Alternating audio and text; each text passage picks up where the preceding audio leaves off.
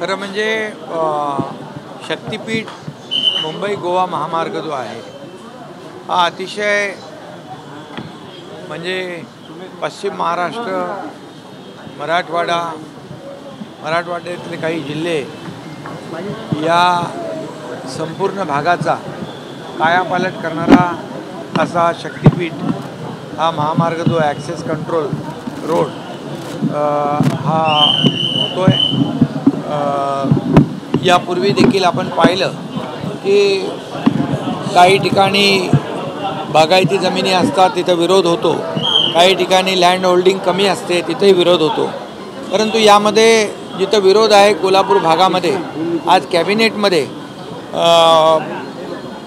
प्रकाश आंबेडकर आणि आपले हसन मुश्रीफ यांनी देखील यावर लोकांच्या भावना ज्या आहेत विरोधातल्या भावना आणि काही लोक बाजूनी आहेत, परंतु ज्या ठिकाणी विरोध आहे त्या ठिकाणी देखील लोकांशी चर्चा करून लोकांशी बोलून काही 3-4 पर्याय जे आहेत ते पर्याय जे आहेत त्याच्यावर देखील चर्चा होईल आणि या चर्चेतून मला वाटतं मार्ग निघेल। कारण हा शक्तिपीठ जो आहे हा विकासाला चालना देणारा आहे।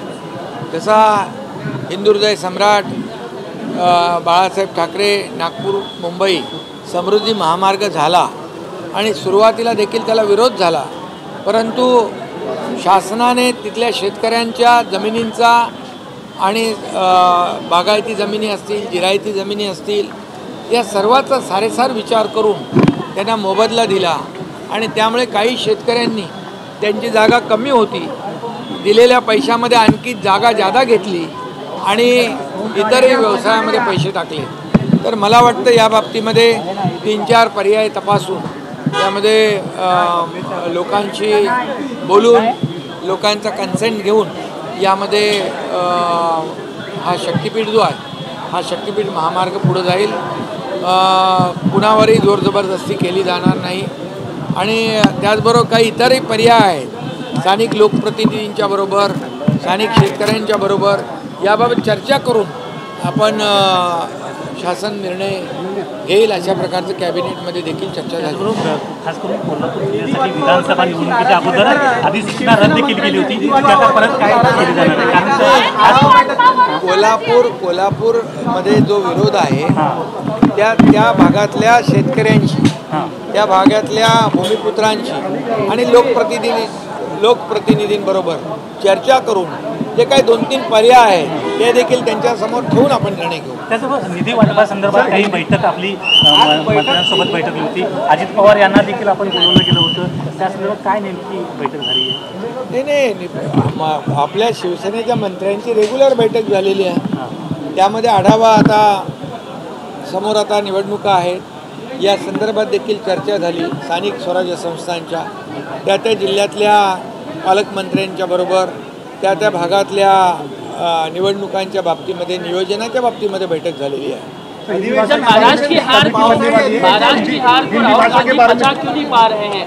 महाराष्ट्र की हार को राहुल गांधी क्यों नहीं पचा पा रहे हैं? ट्विट केलेलं आहे की देवेंद्र फडणवीस यांच्या मतदारसंघामध्ये 7% मतं वाढलेली आहेत। राहुल गांधी यापूर्वी देखील अनेक वेळा निवडणूक आयोगावर त्यांनी आरोप केलेले आहेत, EVMवर आरोप केलेले आहेत। खरं म्हणजे विरोधी पक्षनेता असताना अशा प्रकारच्या आरोप करणं हे दुर्दैवी आहे।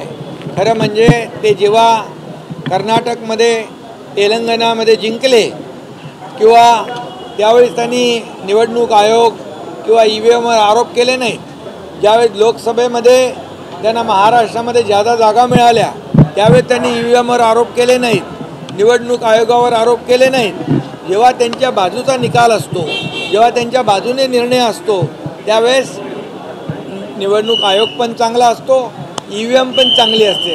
आता त्यांना निवडणूक आयोगाने स्वतः बोलवलेलं आहे की तुम्ही ह्या तुमच्या काय तक्रारी आहेत त्या सांगा, तुम्ही या बाहेर मीडियामध्ये बोलण्यापेक्षा एक तर निवडणूक आयोगाला भेटलं पाहिजे किंवा कोर्टात जायला पाहिजे। हे फुकट चर्चा करून फेक नरेटिव्ह पसरवून हे बदनाम करण्याचं नाटक आहे, बदनाम करण्याचं षडयंत्र आहे। परंतु या महाराष्ट्रातली जनता सुज्ञ आहे. या महाराष्ट्रामध्ये गेले आम्ही 2.5-3 वर्ष जे काम केलं त्या कामाची पोचपावती, लाडकी बहीण योजना असेल, शेतकऱ्यांच्या योजना असेल, कामाची पोचपावती दिलेली आहे. राहुल गांधी बार बार ऐसे आरोप लगाते हैं कि आज भी उन्होंने कुछ आरोप लगाया है, कुछ चुनाव क्षेत्र में ज़्यादा मतदाता थे. मेरा उनको सवाल है कि वो विपक्ष के नेता हैं, उन्होंने उनकी तकरार जो है इलेक्शन कमिश्नर ने उनको बुलाया है, चुनाव आयोग ने, कि आओ आपकी क्या तकरार है हमको बताओ या कोर्ट में जाओ. ये ऐसा बार बार आरोप लगाना ये गलत है. ये बिल्कुल दुर्भाग्यपूर्ण बात है. और मैं ये बताऊंगा कि जब कर्नाटक में, जब तेलंगाना में कांग्रेस जीत गई तब वो आरोप नहीं करते, तब वोटर लिस्ट अच्छी होती है, ईवीएम मशीन अच्छी होती है, चुनाव आयोग भी अच्छा होता है. अब लोकसभा में महाराष्ट्र में उनको ज़्यादा सीटें मिली तब वो चुप रह गए. तब चुनाव आयोग बराबर था, तो वोटर लिस्ट ही बराबर थी, ईवीएम मशीन बराबर थी. जब वो जीतते हैं तब सब बराबर होता है, जब हारते हैं तब आरोप लगाते हैं.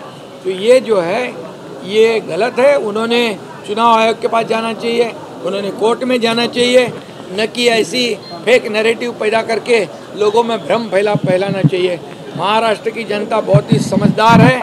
जो 2.5-3 सालों में महायुति सरकार ने जो काम किया है, जो विकास प्रकल्प को आगे बढ़ाया है, जो लोकाभिमुख कल्याणकारी योजनाएं, लाडली बहन जैसा, सम्मान किसान योजना, ऐसी कई लाड़की लखपति योजना, ऐसी कई योजना हमारे महायुति सरकार ने की हुई है.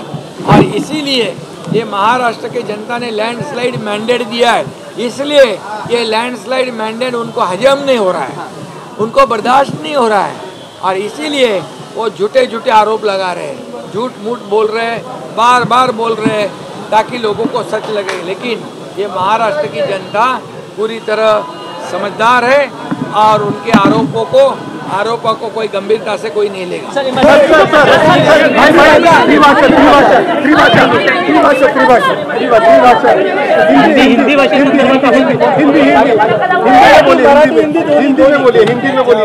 हिंदी में बोलिए.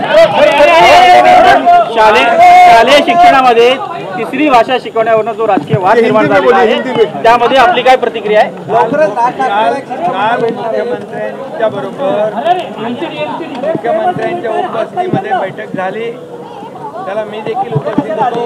शालेय शिक्षण मंत्री होते, अधिकारी होते. या लोकांनी यावर काही सजेशन दिलेले आहेत, काही आक्षेप घेतलेले आहेत, काही त्यामध्ये जे शिक्षण तज्ज्ञ आहेत यांच्याबरोबर चर्चा करण्याच्या सूचना मुख्यमंत्री महोदयांनी दिलेल्या आहेत. आणि त्या चर्चेनंतर त्यावर निर्णय घेतला जाईल.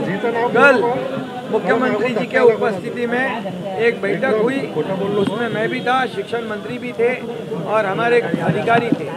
अभी जिन्होंने उस पर कुछ सजेशन लिया है, कुछ ऑब्जेक्शन लिए हुए हैं, वो सभी लोगों से ये शिक्षा मंत्री और उनकी टीम बातचीत करेंगे.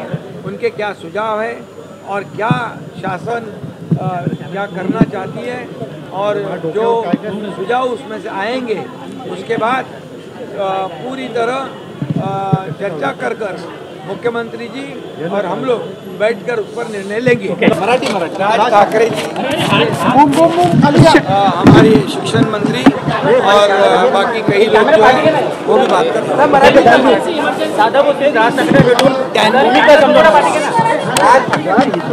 ज्यांनी आक्षेप घेतलेले आहे, ज्यांनी सूचना दिलेल्या आहेत, त्यामध्ये राज ठाकरे साहेब पण आहेत, काही शिक्षण तज्ज्ञही आहेत, काही वेगवेगळ्या क्षेत्रातले लोक आहेत. त्यांना बिलकुल भेटून शासनाची भूमिका जी आहे त्यांच्यासमोर मांडतील. त्यानंतर सारासार चर्चा होईल, विचार होईल आणि त्यानंतरच हा निर्णय होईल.